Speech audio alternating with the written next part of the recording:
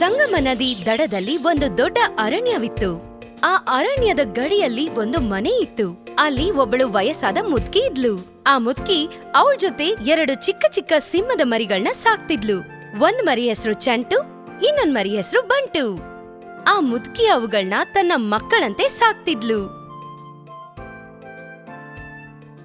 ಜಂಟು, ಬಂಟು, ಬನ್ನಿ ಮಕ್ಕಳ, ಬೇಗ ಬನ್ನಿ, ಊಟ ಮಾಡಿ ಮಕ್ಕಳ, ನಾನ್ ನಿಮಗೋಸ್ಕರ ಊಟ ತಂದಿದ್ದೀನಿ. ಬನ್ನಿ ಬನ್ನಿ, ಬೇಗ ಬನ್ನಿ.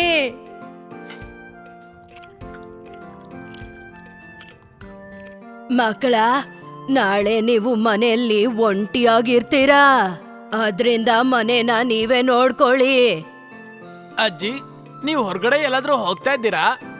ಹೌದು ಮಕ್ಕಳ, ನಾಳೆ ದೀಪಾವಳಿ ಇರೋದ್ರಿಂದ ಪಕ್ಕದ ಹಳ್ಳಿಯಲ್ಲಿ ನಮ್ಮ ಅಣ್ಣನ್ ನೋಡ್ಕೊಂಬರಕ್ ಹೋಗ್ತಾ ಇದ್ದೀನಿ. 3 ದಿನ ಆದ್ಮೇಲೆ ವಾಪಸ್ ಬರ್ತೀನಿ. ಅಜ್ಜಿ, ನಾವು ನಿಮ್ ಜೊತೆನೆ ಬರ್ತೀವಿ.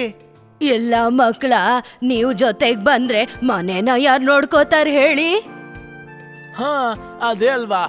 ಆದ್ರೆ ಅಜ್ಜಿ, ನೀನ್ ಬೇಗ ವಾಪಸ್ ಬರ್ಬೇಕು. ನೀನ್ ಇಲ್ದಿದ್ರೆ ನಮ್ಗೊಂಥರ ಇರುತ್ತೆ. ನನಗ ಅರ್ಥ ಆಯ್ತು ಮಕ್ಕಳ, ಆದ್ರೆ ನಾನು ಹೋಗ್ಲೇಬೇಕಲ್ವಾ? ನೋಡಿ ಮಕ್ಕಳ, ನಾನ್ ವಾಪಸ್ ಬರೋವರ್ಗೂ ನೀವ್ ಯಾವ್ದೇ ರೀತಿ ಗಲಾಟೆ ಮಾಡಬಾರ್ದು. ಮತ್ತೆ ಆಟ ಆಡ್ಕೊಂಡು ದೂರ ಹೋಗ್ಬಿಡ್ಬೇಡಿ. ನಾವಂತೂ ಬರೀ ನದಿ ಹತ್ರಕ್ಕೆ ಹೋಗ್ತೀವಿ. ನದಿ ಆದ್ಮೇಲೆ ಏನಿದೆ ಅಂತ ನಾವ್ ನೋಡೇ ಇಲ್ವಲ್ಲ. ನನಗ್ ಗೊತ್ತು, ನೀವು ನನ್ನ ಮುದ್ದಿನ ಮಕ್ಕಳಲ್ವಾ, ನೀವು ಜಾಸ್ತಿ ದೂರ ಹೋಗಲ್ಲ. ಆಯ್ತು, ನಾನ್ ಹಾಗಾದ್ರೆ ಹೊರಡ್ತೀನಿ.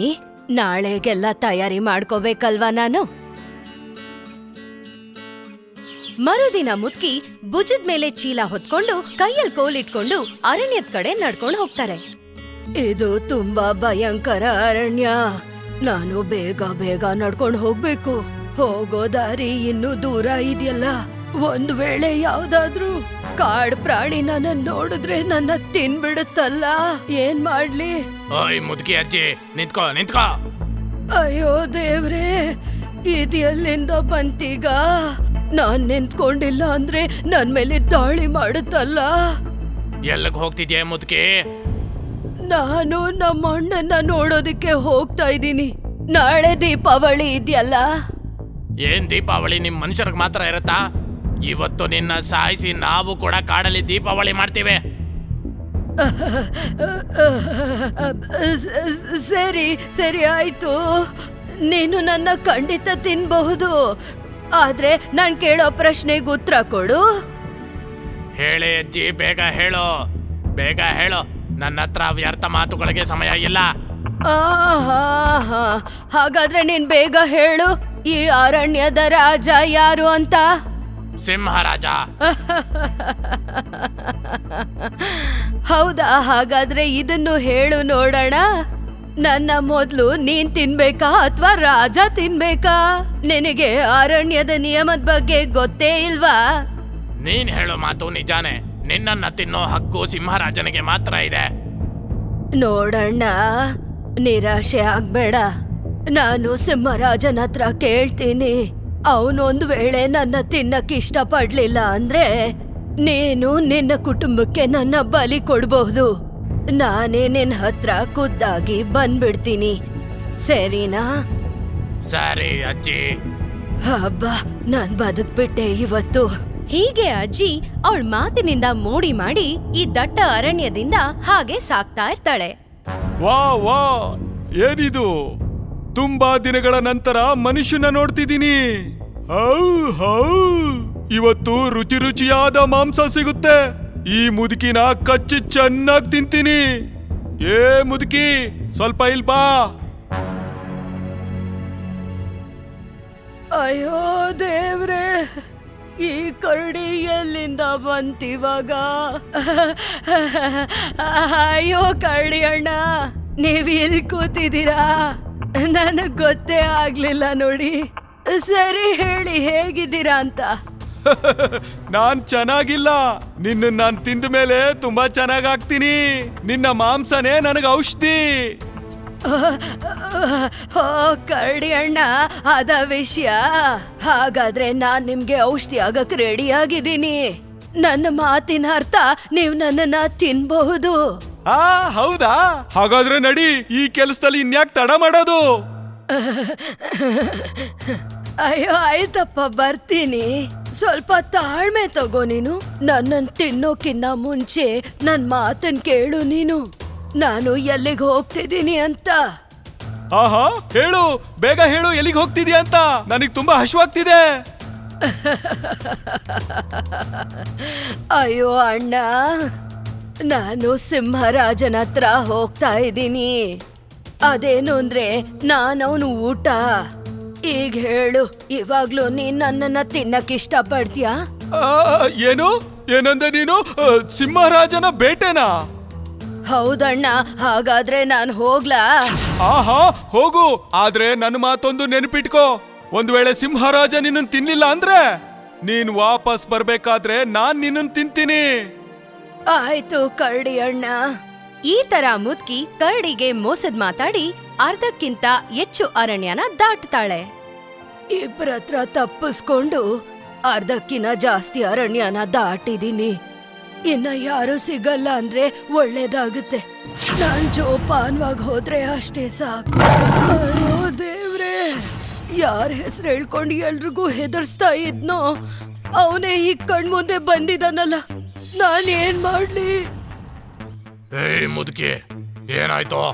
ನಿನಗಾಗ್ಲೇ ಗೊತ್ತಾಗೋಯ್ತಾ ನಾನು ಇವತ್ತು ನಿನ್ನ ತಿಂತೀನಿ ಅಂತ? ಇವತ್ತು ತುಂಬಾ ದಿನ ಆದ್ಮೇಲೆ ಮನುಷ್ಯರ ಮಾಂಸನ ತಿಂತೀನಿ. ತುಂಬಾನೇ ಮಜಾ ಬರುತ್ತೆ. ನನ್ ಮೇಲೆ ದಯೆ ತೋರಿಸಿ ಸಿಂಹರಾಜರೇ. ನೀವೊಬ್ಬ ರಾಜ ಆಗಿ ಈ ಮುದುಕಿನ ತಿಂತೀರಾ ಏನು? ಇದು ನಿಮ್ಗೆ ಶೋಭೆ ತರಲ್ಲ. ನಾನೀ ಕಾಡಿನ ಪ್ರಾಣಿಗಳಿಗೆ ಮಹಾರಾಜ, ಮನುಷ್ಯರಿಗಲ್ಲ. ಮನುಷ್ಯರನ್ನ ತಿನ್ನೋದ್ರಲ್ಲಿ ನನಗೆ ತುಂಬಾನೇ ಮಜಾ ಬರುತ್ತೆ. ಸರಿ, ನೀವು ನನ್ನ ಚೆನ್ನಾಗಿ ತಿನ್ಬಹುದು. ಆದ್ರೆ ನನ್ ಕೊನೆ ಆಸೆನ ನೆರವೇರಿಸ್ತೀರಾ ನೀವು?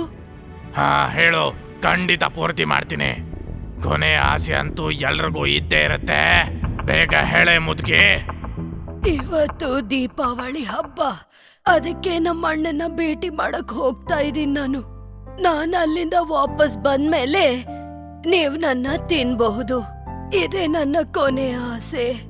ಸರಿ, ಹೋಗಿ ಬೇಗ ವಾಪಸ್ ಬಾ. ನಾನು ಇಲ್ಲೇ ಕುತ್ಕೊಂಡು ನಿನ್ಗೋಸ್ಕರ ಕಾಯ್ತಾ ಇರ್ತೀನಿ. ಧನ್ಯವಾದ. ಹೀಗೆ ಆ ಮುದ್ಕಿ ಸಿಂಹರಾಜನ ಯಾಮಾರ್ಸಿ ಆ ಮುದ್ಕಿ ಅಲ್ಲಿಂದ ಹೊರಡ್ತಾಳೆ. ಸ್ವಲ್ಪ ದೂರದಲ್ಲೇ ಹಳ್ಳಿ ಸಿಗುತ್ತೆ. ಆ ಮುದ್ಕಿ ಮನೆ ತಲುಪ್ತಾಳೆ. ಬಾರಮ್ಮ ಬಾ. ಅಣ್ಣ, ಬಾಮ್ಮ ಒಳಗಡೆ ಹೋಗೋಣ. ಆ ಅಜ್ಜಿ ಮತ್ತೆ ಅವಳ ಅಣ್ಣ ಇಬ್ರು ಮನೆ ಒಳಗ್ ಬರ್ತಾರೆ. ತುಂಬಾ ದಿನಗಳ ನಂತರ ಅಣ್ಣನ್ ನೋಡಿ ಮುದ್ಕಿ ತುಂಬಾನೇ ಖುಷಿ ಪಡ್ತಾಳೆ. ಇಬ್ರು ಊಟ ಮಾಡಿ ಮಾತಾಡೋದಕ್ಕೆ ಕೂತ್ಕೋತಾರೆ. ಮರುದಿನ ಆ ಮುದ್ಕಿ ಅವಳ ಅಣ್ಣನ್ ಮನೇನ ಬಿಟ್ಟು ಅವಳ ಮನೆಗೆ ಹೊರಡ್ತಾಳೆ.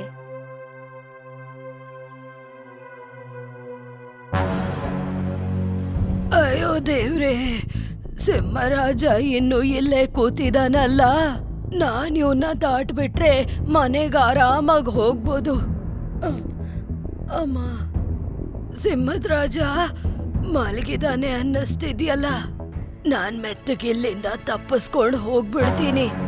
ಏ ಮುದ್ಕಿ, ನಿಂತ್ಕೋ. ನಿನ್ನ ಹೊಟ್ಟೆ ತುಂಬಾ ತಿನ್ಬೇಕು ಅಂತಾನೆ ನಿನ್ನೆಯಿಂದ ಯಾರನ್ನೂ ನಾನು ಬೇಟೆ ಆಡಿಲ್ಲ. ನೀನ್ ಇಲ್ಲಿಂದ ಓಡೋಗ್ಬೇಕು ಅಂತ ಯೋಚನೆ ಮಾಡ್ತಿದ್ಯಾ? ನಿಂತ್ಕೋ. ಕತ್ಲೇಲಿ ಬಾಣ ಬಿಟ್ಟು ನೋಡ್ತೀನಿ. ಅಯ್ಯೋ ದೇವ್ರೆ, ಬಾಣ ಗುರಿ ತಲುಪಿದ್ರೆ ಸಾಕಪ್ಪ. ಏನೇ ಮುದ್ಕಿ, ನಿನ್ನ ನೀನು ಬುದ್ಧಿವಂತೆ ಅನ್ಕೊಳ್ತಿದ್ಯಾ? ಇದು ಕಾಡಿನ ರಾಜ. ಕಾಡಿನ ರಾಜನ ಯಾರು ಮೂರ್ಖನಾಗಿ ಮಾಡೋಕ್ಕಾಗೋದಿಲ್ಲ, ಗೊತ್ತಾಯ್ತಾ? ಅರೆ ಸಿಂಹದ ರಾಜ, ನೀವೇನ್ ಹೇಳ್ತಾ ಇದ್ದೀರ? ನಾನ್ ಆತರ ಅನ್ಕೊಂಡೇ ಇಲ್ವಲ್ಲ. ನಾನ್ ನಿಮ್ಮನ್ನ ನೋಡೇ ಇರ್ಲಿಲ್ಲ. ನಾನ್ ನಿಮ್ಗೆ ಮಾತ್ ಕೊಟ್ಮೇಲೆ ಯಾಕೆ ತಪ್ಪಿಸ್ಕೊಂಡು ಹೋಗ್ಬೇಕು? ಸರಿ, ಹಾಗಾದ್ರೆ ಸಾಯೋದಕ್ಕೆ ಸಿದ್ಧಳಾಗೋ. ನಾನ್ ಸಿದ್ಧವಾಗಿದ್ದೇನ್ ರಾಜ. ಆದ್ರೆ ಸಾಯೋಕಿನ ಮುಂಚೆ ನಿಮ್ಮ ಹತ್ರ ಮುಖ್ಯವಾದ ವಿಷಯ ಮಾತಾಡ್ಬೇಕು. ಮುಖ್ಯವಾದ ವಿಷಯ ಬೇಗ ಹೇಳು. ನಿಮ್ಮ ಕುಟುಂಬದಲ್ಲಿ ಎಷ್ಟು ಜನ ಇದ್ದೀರಾ? ನಾನು ಮತ್ತೆ ನನ್ನ ಹೆಂಡತಿ. ಮಕ್ಕಳೇ ಇಲ್ವಾ ನಿಮ್ಗೆ? ಭಗವಂತನ ಕೃಪೆಯಿಂದ ನನಗೆ 2 ಮಕ್ಕಳಿದ್ರು.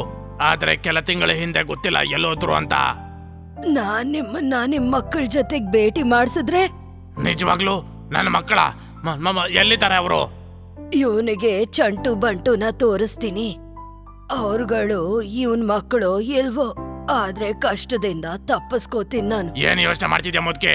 ಇದಂತೂ ನಿನ್ನ ಬುದ್ಧಿವಂತಿಕೆ ಅಲ್ವಲ್ಲ?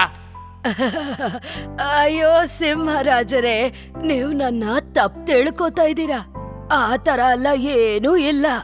ಬನ್ನಿ ನನ್ ಜೊತೆ ನೀವು. ನಾನೇನಾದ್ರೂ ಸುಳ್ಳು ಹೇಳಿದ್ರೆ ನೀವ್ ನನ್ನ ಅಲ್ಲೇ ಸಾಯಿಸ್ಬಿಡ್ಬೋದು. ಸರಿ ನಡಿ. ಹೀಗೆ ಮುದ್ಕಿ ಸಿಂಹದ ರಾಜನ್ನ ಕರ್ಕೊಂಡು ಅವಳ ಮನೆ ಕಡೆಗೆ ಕರ್ಕೊಂಡು ಹೋಗ್ತಾ ಇರ್ತಾಳೆ. ದೂರದಿಂದ ಆ ಕರಡಿ ಇದನ್ನ ನೋಡ್ತಾ ಇರುತ್ತೆ. ಮುದುಕಿ ಸಿಂಹದ ಬೇಟೆ ನಾನು ಅಂತ ನಿಜಾನೇ ಹೇಳ್ತಿದ್ಲು. ಈಗ ನಾನು ಈ ಮುದುಕಿನ ಮರ್ತ್ಕೊಳ್ಳೋದೇ ಒಳ್ಳೇದು. ಬೇಟೆ ಅಂತೂ ಸಿಗ್ಲಿಲ್ಲ. ಮುದ್ಕಿನ ಆ ಸಿಂಹದ ಜೊತೆ ನೋಡಿ ಆ ಕರಡಿ ಅಲ್ಲಿಂದ ಹೊರಟೋಗುತ್ತೆ. ಆ ಮುದ್ಕಿ ಮತ್ತೆ ಸಿಂಹದ ರಾಜ ಹಾಗೆ ಅರಣ್ಯದಲ್ಲಿ ನಡ್ಕೊಂಡು ಹೋಗ್ತಾ ಇರ್ತಾರೆ. ಆಗ ಚಿರತೆ ಅವ್ರು ಬರೋದನ್ನ ನೋಡುತ್ತೆ. ಓ ಮೈ ಗಾಡ್, ಮುದುಕಿ ಸಿಂಹದ ಜೊತೆನಾ? ಮುದುಕಿನ ಸಾಯಿಸಿ ದೀಪಾವಳಿ ಮಾಡ್ಕೊಳ್ಳೋಣ ಅಂತಿದ್ದೆ. ಈಗ ನನ್ ಪ್ರಾಣಕ್ಕೆ ಕೂತು ಬಂದಿರೋ ಆಗಿದೆ. ನಡೆಯೋ ಚಿರತೆ, ಇಲ್ಲಿಂದ ಬೇಗ ತಪ್ಪಿಸ್ಕೋ.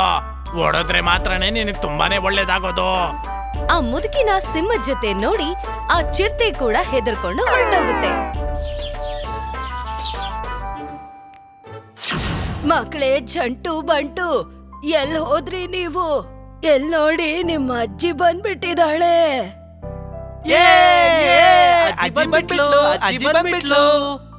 ಎಲ್ ನೀವೇ ನೋಡಿ ಸಿಂಹರಾಜರೇ, ಇವರಿಬ್ರು ನಿಮ್ ಮಕ್ಕಳೇ ತಾನೇ? ಇವರಿಬ್ರು ನನ್ ಮಕ್ಕಳೇನೆ. ಮಕ್ಕಳ, ಇವರು ನಿಮ್ಮಪ್ಪ. ಇವ್ರು ನಮ್ ತಂದೆ ಆಗಿದ್ರೆ ಇಷ್ಟ ದಿನ ಎಲ್ಲೋಗಿದ್ರು? ಮಗನೇ, ನಿಮ್ಮಿಬ್ಬರನ್ನು ಹುಡುಕೋದ್ರಲ್ಲಿ ನಾನು ಯಾವತ್ತೂ ನಂಬಿಕೆ ಕಳ್ಕೊಂಡಿಲ್ಲ. ಕಾಡಿನ ಮೂಲೆ ಮೂಲೆಲೂ ನಿಮ್ಮನ್ನೆಲ್ಲ ಹುಡುಕ್ದೆ, ಆದ್ರೆ ನೀವೆಲ್ಲೂ ಕಾಣಿಸ್ಲೇ ಇಲ್ಲ. ಕಾಡ್ನಲ್ಲಿ ಹುಡುಕಿದ್ರೆ ಇವ್ರು ಹೇಗ್ ಸಿಗ್ತಾರೆ? ಇವರು ನನ್ ಜೊತೆ ಇದ್ರಲ್ಲ. ಹಾ, ನಿಮ್ ಜೊತೆನೆ ಇದ್ರಲ್ಲ. ನಿಮ್ಮಿಂದ ತುಂಬಾ ತುಂಬಾ ಉಪಕಾರ ಆಯ್ತು. ನನ್ನ ಮಕ್ಕಳನ್ನ ತುಂಬಾ ಚೆನ್ನಾಗಿ ನೋಡ್ಕೊಂಡಿದ್ದಕ್ಕೆ. ಇದ್ರಲ್ಲಿ ಉಪಕಾರ ಅನ್ನೋದು ಏನ್ ಬಂತು? ಇವರಿಬ್ರು ಕಳ್ದ್ ಹೋಗಿ ನನ್ ಮನೆವರೆಗೂ ಬಂದಿದ್ರು. ಅವ್ರಿಗೂ ಇಷ್ಟ ಆಯ್ತು, ಅದಕ್ಕೆ ಇಲ್ಲೇ ಉಳ್ಕೊಂಡ್ರು. ಮತ್ತೆ ನನಗೂ ಜೊತೆಯಾಗಿದ್ರು. ಹಾ, ಒಳ್ಳೇದಾಯ್ತು. ಹಾಗಾದ್ರೆ ಇವರಿಬ್ಬರನ್ನು ಈಗ ನಾನು ಕರ್ಕೊಂಡು ಹೋಗ್ಲಾ? ಆಹಾ, ಹೌದು. ಎಷ್ಟೇ ಆದ್ರೂ ನಿಮ್ ಮಕ್ಳೇ ತಾನೆ. ಅವ್ರ್ ಬರಕ್ ಒಪ್ಕೊಂಡ್ರೆ ಈಗ ನಿಮ್ ಜೊತೆ ನೀವ್ ಅವ್ರನ್ನ ಕರ್ಕೊಂಡು ಹೋಗ್ಬೋದು. ನಡೀರಿ ಮಕ್ಕಳ, ನಿಮ್ಮ ತಾಯಿ ನಿಮ್ಮಿಬ್ಬರನ್ನು ನೋಡೋದಕ್ಕೆ ಕಾಯ್ತಾ ಇದ್ದಾಳೆ. ನನ್ ಜೊತೆ ಬರ್ತೀರಾ ಅಲ್ವಾ? ಇಲ್ಲ, ನಾವ್ ಅಜ್ಜಿನ ಬಿಟ್ಟು ಬೇರೆ ಎಲ್ಲೂ ಬರೋದಿಲ್ಲ. ಇದೇ ನಮ್ ಮನೆ. ಈಗ ಈ ಅಜ್ಜಿನೇ ನಮ್ಗಪ್ಪ ಅಮ್ಮ. ನೋಡಿ ಮಕ್ಕಳ, ಹಠ ಮಾಡ್ಬಾರ್ದು. ಇವ್ರು ನಿಮ್ ತಂದೆ. ನೀವು ಇವ್ರ ಜೊತೆ ಹೋಗ್ಲೇಬೇಕು. ಇಲ್ಲ, ಆಗೋದಿಲ್ಲ. ನಾವ್ ನಿಮ್ಮನ್ನ ಬಿಟ್ಟು ಯಾವತ್ತೂ ಎಲ್ಲೂ ಹೋಗೋದಿಲ್ಲ. ಚಂಟು ಬಂಟು ಹೋಗಕ್ ಒಪ್ಪೋದೇ ಇಲ್ಲ. ಆಗ ಅಜ್ಜಿ ಒಂದು ಒಪ್ಪಂದ ಮಾಡ್ಕೋತಾಳೆ. ಮಕ್ಕಳು, ನಾನ್ ಇಲ್ದೇ ಇರೋದೇ ಇಲ್ಲ. ನೀನು ನಿನ್ ಹೆಂಡತಿ ಜೊತೆ ಇಲ್ಲೇ ಇರೋದಕ್ಕೆ ಏನಾದ್ರೂ ಬಂದ್ರೆ ಚಂಟು ಮತ್ತೆ ಬಂಟುಗೆ ಅಜ್ಜಿನೂ ಸಿಗ್ತಾರೆ, ಮತ್ತೆ ತಂದೆ ತಾಯಿನೂ ಸಿಗ್ತಾರೆ. ಮುದುಕಿ ಅಜ್ಜಿ, ಇದು ತುಂಬಾನೇ ಒಳ್ಳೆ ವಿಷಯ. ನೀವು ಮಹಾನ್, ಹಾಗೆ ಬುದ್ಧಿವಂತೆ. ಚಂಟು, ಬಂಟು, ಸಿಂಹರಾಜ ಮತ್ತೆ ಮುದ್ಕಿ ಎಲ್ರು ಖುಷಿಯಿಂದ ನಗ್ತಾರೆ.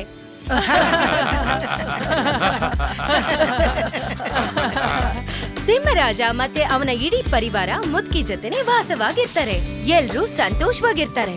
ಈ ತರ ಮುದ್ಕಿ ತನ್ನ ಚಾಣಕ್ಯತೆಯಿಂದ ಕೇವಲ ಅವಳ ಜೀವ ಮಾತ್ರ ಅಲ್ಲ, ಚಂಟು ಬಂಟುಗೆ ತನ್ನ ತಂದೆ ತಾಯಿ ಸಿಗೋ ತರಾನು ಮಾಡ್ತಾಳೆ. ಸ್ನೇಹಿತರೆ, ಮುದ್ಕಿ ಹಾಗೂ ಸಿಂಹರಾಜನ ಕತೆ ಹೇಗಿತ್ತು?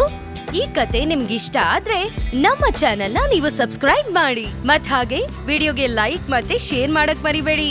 ಧನ್ಯವಾದ.